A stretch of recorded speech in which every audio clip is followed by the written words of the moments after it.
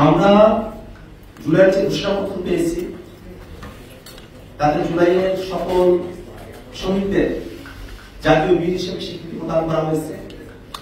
জুলাইয়ের সকল আন্দোলনকারী শহীদ পরিবার, আহত সকলকে আইনি সুরক্ষা দেওয়ার কথা প্রতিশ্রুতি ব্যক্ত করা হয়েছে। এই ঘোষণাপত্রের মধ্য দিয়ে রাজনৈতিক দলগুলোর তরফে আবারও প্রতিশ্রুতি ব্যক্ত করা হয়েছে যে বাংলাদেশ একটি বৈষম্যহীন, দুর্নীতিমুক্ত, ফ্যাসিবাদমুক্ত একটি রাষ্ট্র কাঠামো আমরা পাবো। এক্সট্রিম মশার কয়েল প্ল্যান্ট ফাইবার দিয়ে তৈরি, তাই সহজে ভাঙে না, সুগন্ধিযুক্ত ও নিরবিচ্ছিন্নভাবে জ্বলে। ডেঙ্গু, চিকুনগুনিয়া বাহি সহ যে কোনো মশার বিরুদ্ধে দেয় এক্সট্রিম সুরক্ষা।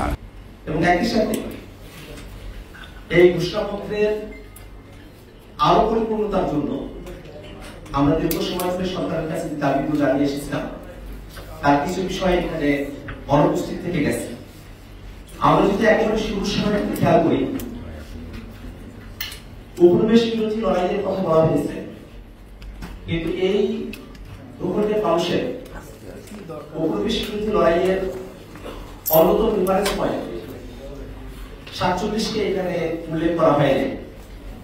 আমরা মনে করি যে বাংলাদেশের এই ভূখণ্ডের এবং সার্বভৌম রাষ্ট্র পাওয়ার পেছনে 47, 71 এবং আমাদের 24-এর যে আন্দোলন, তার সকল কিছুর একটি সম্মিলন এই ঘোষণাপত্রকে আরো সমৃদ্ধ করতে পারবে।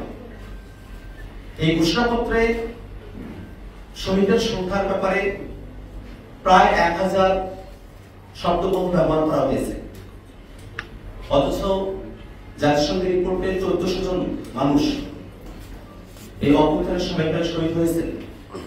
এই পরিসংখ্যান আমাদের সকলের জানা।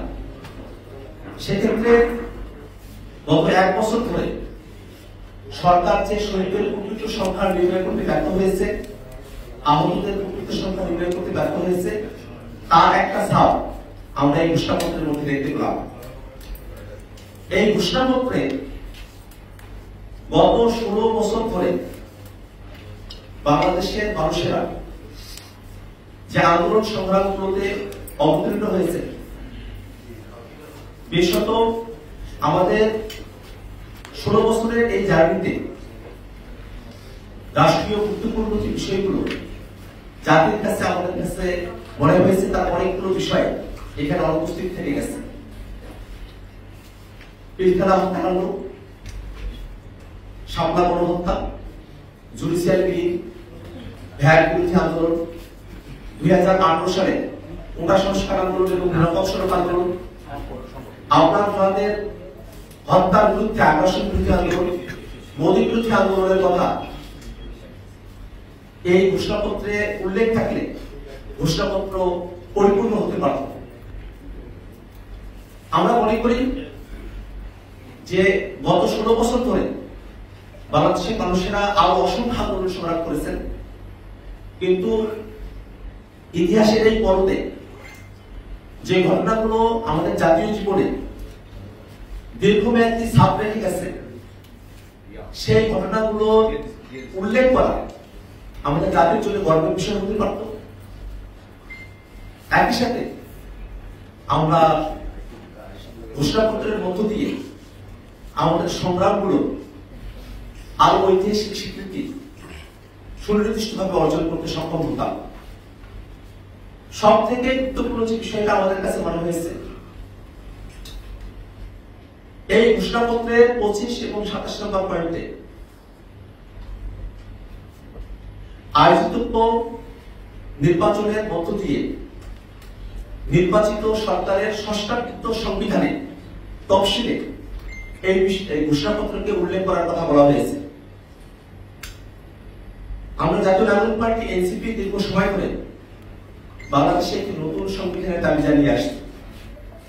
সেই লক্ষ্যে গণপরিষদ নির্বাচনের মধ্য দিয়ে নতুন সংবিধান পুনর্লিখনের দাবি আমরা সরকারের কাছে করে এসেছি। ঐক্যমত্য কমিশনে রাজনৈতিক দলগুলোর মধ্যে সংস্কারের বিভিন্ন বিষয়বস্তুতে ঐক্যমত্য তৈরি হয়েছে, কিন্তু এখনো পর্যন্ত সেখানে বাস্তবায়নের পথ কি হবে তা নিয়ে আলোচনা করা হয়নি। সেক্ষেত্রে যখন এই ঘোষণাপত্রকে পরবর্তী সংস্কারযুক্ত সংবিধানের উপর ছেড়ে দেওয়া হয়। স্বভাবতই আমরা যে নতুন সংবিধানের দাবি জানিয়েছি, গণপরিষদের কথা বলেছি, সংবিধানে অন্তর্ভুক্তির কথা বলেছি, সেই প্রক্রিয়াকে পাশ কাটিয়ে যাওয়া হয়। আমরা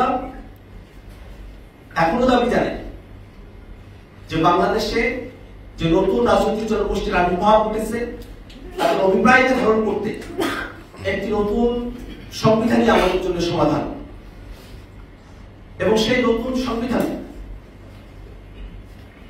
প্রস্তাবনার মধ্যে জুলাইয়ের ঘোষণাপত্রকে অন্তর্ভুক্ত করার দাবি আমরা জানাই।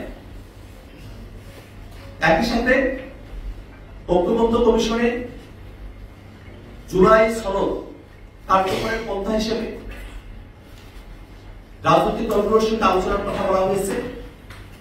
আমরা দেশবাসীর কাছে এর পূর্বে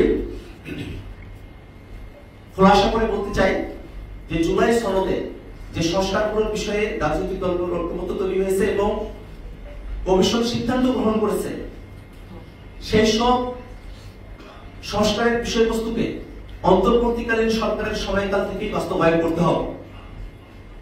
লিগাল ফ্রেমওয়ার্ক অর্ডার এলেপো করে এটাকে কার্যকর করতে হবে এবং এই জুলাই সনদ এবং ঘোষণাপত্রের কার্যকারিতার ভিত্তিতে সামনের নির্বাচন অনুষ্ঠিত হতে হবে।